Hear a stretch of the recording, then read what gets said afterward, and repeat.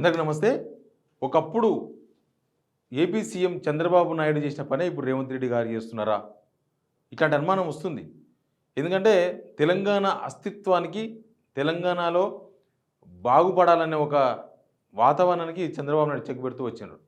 తెలంగాణ అనే ఉద్యమంలో తెలంగాణ అస్తిత్వం ఎప్పుడొచ్చినా దానికి ఏదో అడ్డుపెట్టి, దానికి ఏదో ఒక సెంటిమెంట్ తెచ్చి, దానికి ఒక పెద్ద మీటింగులు పెట్టి, దాన్ని అడ్డుకునే ప్రయత్నం చేసింది చంద్రబాబు నాయుడు గారు. ఇప్పుడు తెలంగాణ వచ్చిన తర్వాత 10 ఏళ్ల తర్వాత ముఖ్యమంత్రి అయిన రేవంత్ రెడ్డి గారు కూడా అదే బాటలో నడుస్తున్నారా అనిపిస్తుంది. ఎందుకంటే మనకు చాలా ఈ 9 నెలల ప్రభుత్వంలో చాలా ఎగ్జాంపుల్స్ మనకు కనిపిస్తున్నాయి. ఒకటి, కాకతీయ కళా తోరణం తీసేస్తాం గవర్నమెంట్ అమలం నుంచి అని ఒక పెద్ద కసరత్తే జరిగింది.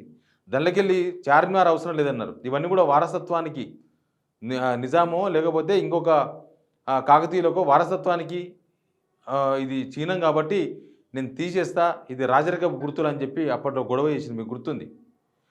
అప్పుడే మన జయ జయ తెలంగాణ పాటను కీరవాణి చేత పాడించి, కీరవాణి చేత సంగీతం ఇప్పించి తెలంగాణ అస్తిత్వం మీద రేవంత్ రెడ్డి ఒక కాలు పెట్టిండేమో, తెలంగాణ అస్తిత్వం అనే గుండె మీద కాలు పెట్టిండేమో అనిపిస్తుంది. ఎందుకంటే ఆ తర్వాత వరుసగా జరిగిన పరిణామాలన్నీ కూడా అందుకు ఉదాహరణగా కనిపిస్తున్నాయి. సేమ్ తెలంగాణ రాకముందు చంద్రబాబు నాయుడు తెలంగాణ అనే పదం వినబడకుంటే మంచిది, తెలంగాణ ఉద్యమం అనేది లేకుండా ఉంటే మంచిది, తెలంగాణ అనే డిమాండ్ వినబడకుంటే మంచిది, తెలంగాణ అనే ఒక అస్తిత్వ పోరాటం లేకుంటే మంచిది అని ఎట్లా కోరుకున్నాడో, ఇప్పుడు తెలంగాణ అనే ఒక అస్తిత్వం లేకపోతే బెటర్, తెలంగాణ అనే మాట వినకుంటే బెటర్, తెలంగాణ ఉద్యమం అంటే ఎవరు ఆ విషయం చెప్పకుంటే బెటర్ అనే ఉద్దేశంలో రేవంత్ గారు ఉన్నారేమో అనిపిస్తుంది. అందుకే ఉద్యమ గుర్తులు తెలంగాణ అస్తిత్వాన్ని మొత్తం చెరిపేసే ప్రయత్నం చేస్తుండేమో అన్న ఒక చర్చ నడుస్తున్నది. ఒకటి, తెలంగాణ తల్లి విగ్రహం. తెలంగాణ తల్లి విగ్రహంలో అసలు ఇప్పుడున్న తెలంగాణ తల్లి విగ్రహం తెలంగాణ తల్లే కాదు, నేను కొత్త విగ్రహం తీసుకొస్తా అంటున్నారు. సెక్రటేరియట్ ఎదురుగా గతంలో తెలుగు తల్లి విగ్రహం ఉన్న దగ్గర తెలంగాణ తల్లి విగ్రహం పెట్టాలని కొత్త సెక్రటేరియట్ కట్టినప్పుడే అప్పుడు ప్రభుత్వం డిసైడ్ అయితే ఇప్పుడు అక్కడ రాజీవ్ గాంధీ విగ్రహం పెట్టడానికి శంకుస్థాపన చేసినారు.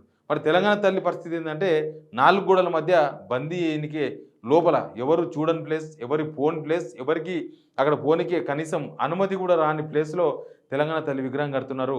ఇక్కడ బయటనేమో రాజీవ్ గాంధీ విగ్రహం పెడుతున్నారు. తెలంగాణ తల్లి ప్లేస్లో రాజీవ్ గాంధీ విగ్రహం వచ్చేసింది, తెలంగాణ తల్లి లోపలికి వెళ్ళిపోయింది. ఆ తర్వాత తెలంగాణ ఆర్థికంగా దెబ్బతీసే ప్రయత్నాలు నడుస్తున్నాయి. నిజానికి ఉమ్మడి ఆంధ్రప్రదేశ్లో తెలంగాణ నుంచి ఫైనాన్స్ అంతా కూడా తెలంగాణ నుంచి వచ్చింది, హైదరాబాద్కి వెళ్ళి రెవెన్యూ వచ్చింది.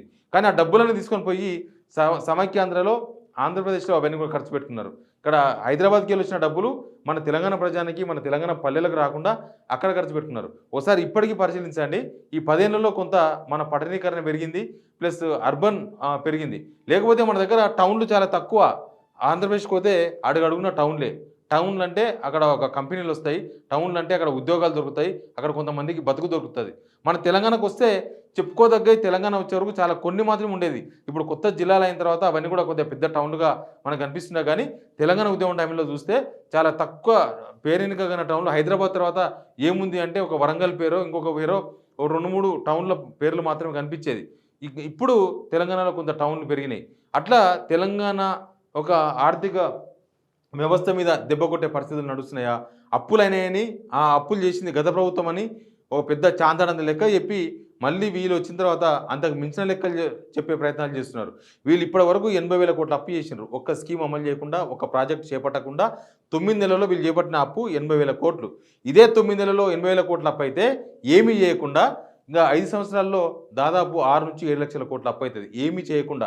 ఒకవేళ వీళ్ళు ఇచ్చిన హామీలు కనుక అమలు చేద్దాం, లేకపోతే కాళేశ్వరంలో ఒక పెద్ద ప్రాజెక్ట్ తీసుకుందామంటే ఈజీగా 10-12 లక్షల కోట్ల అప్పు అవుతుంది. తెలంగాణ ఆర్థికంగా చితికిపోతుంది. ఇప్పుడే చితికిపోయే పరిస్థితి ఇంకా ముందు క్రియేట్ అయ్యే అవకాశం కనిపిస్తుంది. తర్వాత హైడ్రా అని తీసుకొచ్చిండ్రు.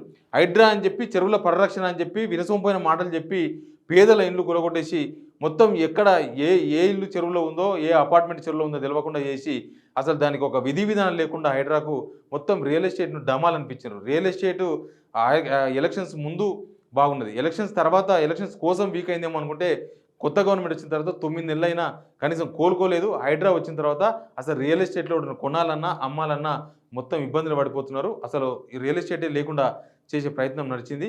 హైడ్రా పేరుతో తెలంగాణ మొత్తం రియల్ ఎస్టేట్ అంతా కూడా జీరో అయిపోయింది. తర్వాత హైదరాబాద్ బ్రాండ్ ఇమేజ్ దెబ్బతింటుంది. హైదరాబాద్ బ్రాండ్ ఇమేజ్ ఎట్లా తింటుందంటే హైదరాబాద్ అంటే ఇక్కడ అన్ని రాష్ట్రాల ప్రజలు ఉంటారు.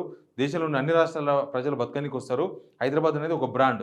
కానీ ఇక్కడ వచ్చిన తర్వాత ఈ 9 నెలల ప్రభుత్వంలో హైదరాబాద్ బ్రాండ్ ఇమేజ్ పెంపొందించే విధంగా ఏ ప్రాజెక్టు తీసుకోలేదు. పైనంగా హైదరాబాద్‌లోనే ప్రతిపక్ష పార్టీ ఎమ్మెల్యేల మీద అధికార పార్టీలో చేరిన ఎమ్మెల్యేలతో దాడులు అవన్నీ కూడా ప్రభుత్వమే వెనుక ఉండి ప్రోత్సహిస్తున్న వాతావరణం. పోలీసులే దగ్గరుండి తీసుకుపోయి దాడి చేయండి అన్నట్లుగా ఒక హైదరాబాద్ బ్రాండ్ ఇమేజ్. ఇక్కడ జరుగుతున్న రేపులు, ఇక్కడ జరుగుతున్న మర్డర్‌లు, హైదరాబాద్‌లో చాలా మర్డర్‌లు జరిగినాయి. జూన్ నెలలో 23 మర్డర్లు జరిగితే హైదరాబాద్‌లోనే దాదాపు 17, 18 మర్డర్లు జరిగినాయి. అట్లా హైదరాబాద్ బ్రాండ్ ఇమేజ్ దెబ్బతినే విధంగా ఇక్కడ ఏ కొత్త కంపెనీ వచ్చే అవకాశం లేకుండా చేస్తున్నారు. కొత్త కంపెనీ రావాలంటే ఇక్కడ వాతావరణం, తర్వాత ఇక్కడ శాంతి భద్రతలు ఇవన్నీ కూడా కంట్రోల్‌లో ఉండాలి. కానీ ఆ సిచ్యువేషన్ లేకుండా ఒక కొత్త కంపెనీ వస్తే ఇక్కడ ఎప్పుడు ఏమైతుందో తెలియని వాతావరణం ఇప్పుడు క్రియేట్ చేస్తున్నారు. అందుకే న్యూ కంపెనీస్ కూడా వస్తలేవు. ఇవన్నీ చాలవన్నట్టు సెప్టెంబర్ 17ను బేస్ చేసుకుంది ఇక్కడ ప్రభుత్వం. సెప్టెంబర్ 17 అంటే మనకు 2, 3 అంశాలు గుర్తుకొస్తాయి. ఒకటి విమోచన దినోత్సవం, లేకపోతే విలీన దినోత్సవం. మన హైదరాబాద్ నిజాం చేతుల నుంచి వచ్చి భారత్లో విలీనమైందనుకుంటే విలీన దినోత్సవం జరపవచ్చు. నిజాం దగ్గర నుంచి మనం విమోచన పొందామనుకుంటే విమోచన దినోత్సవం జరపవచ్చు. కానీ ఈ విమోచనం అన్నా విలీనమన్నా తెలంగాణ అస్తిత్వం గుర్తుకొస్తుంది. కాబట్టి అవన్నీ పక్కన పెట్టి ప్రజాపాలన దినోత్సవం అంటున్నారు. ఇప్పుడు కొత్త ప్రభుత్వం ప్రజాపాలన దినోత్సవం. ప్రజాపాలన దినోత్సవం జరుపుకోవడానికి సెప్టెంబర్ 17 ఎందుకు వేదిక అయింది? సెప్టెంబర్ 17ని ఎందుకు జరుపుకోవాలి ప్రజాపాలన అనేది? అసలు ప్రజాపాలన దినోత్సవం అనేది ఏందో అర్థం కాలేదు. ప్రజాపాలనకు ఒక దినోత్సవం ఉంటుందా? అంటే మీరు ఆ రోజు మాత్రమే ప్రజాపాలన కొనసాగిస్తారా? మిగతా రోజులంతా ప్రజాపాలన ఉండదా? మీ మీ నేతి బీరకాయలో నెయ్యి లేనట్టే మీ ప్రజాపాలనలో ప్రజా అనేది ఉండదు, ఓన్లీ పాలన మాత్రమే ఉంటుందా? సెప్టెంబర్ 17 నాడే మీరు ఎందుకు ఈ ప్రజాపాలన అనే అంశాన్ని ఎందుకు తీసుకొచ్చారు? తెలంగాణ అస్తిత్వం గుర్తుకు రావద్దనే కదా అక్కడ విమోచన దినోత్సవం, విలీన దినోత్సవం జరగకూడదనే కదా సెప్టెంబర్ 17 తీసుకొచ్చింది. ఇట్లా ప్రతిసారి కూడా తెలంగాణ అస్తిత్వం మీద దెబ్బ కొట్టి చంద్రబాబు నాయుడు ఏదైతే పనిచేసిండో రేవంత్ రెడ్డి కూడా అదే పని చేస్తున్నాడు అనే చర్చ జరిగే విధంగా, అవకాశం ఇచ్చే విధంగా ఇక్కడ పాలన నడుస్తున్నట్టుగా చాలా క్లియర్గా కనబడుతుంది. 9 నెలల్లో నాకు కొన్ని ఉదాహరణలు దొరికినాయి.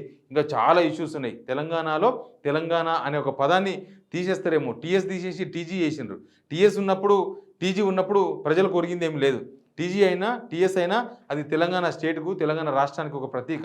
కానీ దాన్ని మార్చేసిండ్రు. ఇట్లా ప్రతి ఒక్కటి తెలంగాణ అనే ఒక అస్తిత్వం లేకుండా, తెలంగాణ అనే పదం వినబడకుండా, తెలంగాణ ఉద్యమం జరిగినాక తెలంగాణ వచ్చింది అనకుండా మేమిచ్చినాం తెలంగాణ అని చెప్పుకుంటున్నారు కదా ఇప్పుడు. అట్లా మొత్తం తెలంగాణ అస్తిత్వాన్నే ఒక క్వశ్చన్ మార్క్గా మారే పరిస్థితి. ప్లస్ చంద్రబాబు నాయుడు ఏదైతే తెలంగాణ ఉద్యమం టైంలో సమైక్యాంధ్రలో ఏదైతే ప్లాన్ చేసిండ్రో సేమ్ ఇప్పుడు మళ్ళీ అవే అమల్లో అవుతున్నాయన్న ఒక చర్చ అయితే సర్వత్రా నడుస్తున్నది. చూద్దాం ఏం జరుగుతుందో. Please subscribe signal TV.